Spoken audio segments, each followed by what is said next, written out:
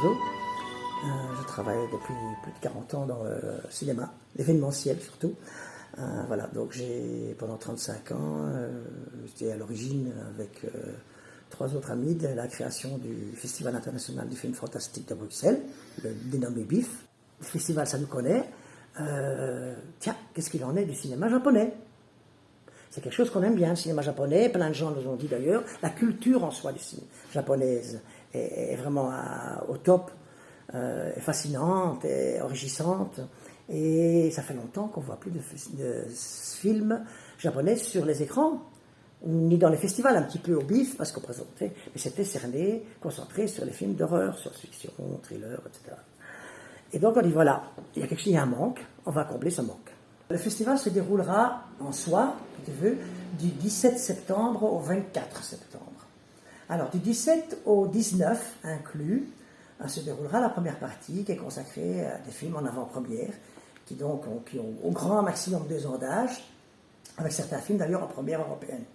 Cet après-midi-là, le 19, de 2h à 18h, il y aura ce qu'on appelle la fête japonaise. Ce sera assez riche en soi, cet après-midi, qui est ouverte et qui est gratuite, et qui donc nous permet de découvrir en même temps ce fabuleux lieu qui est la gare maritime de Tour-et-Taxi. Et donc, parce que la première partie se déroulera à l'espace Lumen, c'est une vieille salle art déco des années 60, très chouette, vraiment une salle d'ambiance, ok. Et ça se passe à la place Flagey, donc à Excel. Et la deuxième partie, donc consacrée, comme je t'ai dit, à un cinéma plus ancien, plus pointu, mais tout à fait abordable, très, très intéressant. Ça se déroule aussi sur 4 jours, sur une dizaine de films, avec donc là aussi il y a des réalisateurs confirmés et tout, hein, mais je veux dire, c'est pas les films classiques comme on l'entend. Hein. Et ça se déroulera dans une toute petite salle très chouette qui vient d'être ouverte maintenant, qui est une salle qui est destinée à devenir un ciné-club très recherché plus tard, et donc on fera presque l'ouverture, si tu veux, avec notre festival là-dessus.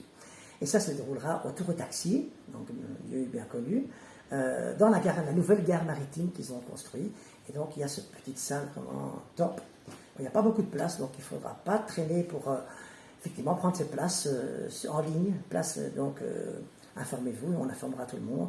Où est-ce qu'on pourra se procurer les places en ligne pour être sûr d'avoir sa place. Parce que bon, à la salle humaine, 400 places, c'est pas énorme, c'est beaucoup, c'est pas énorme. Et dans la plus petite salle, donc à Tour-et-Taxi, là, c'est 60 places, t'imagines? Voilà. Mais c'est pas. Donc le but, c'est quand même de faire et donner une émulsion autour du cinéma japonais.